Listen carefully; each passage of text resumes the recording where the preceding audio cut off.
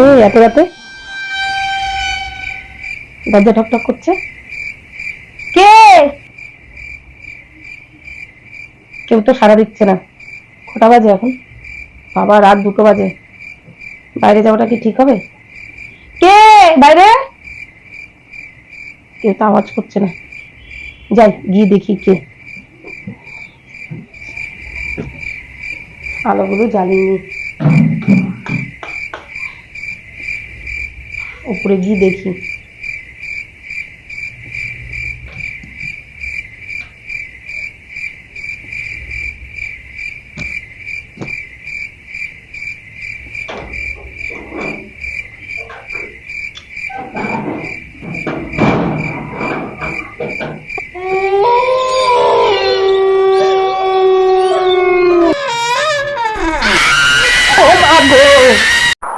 ভয় পাস না।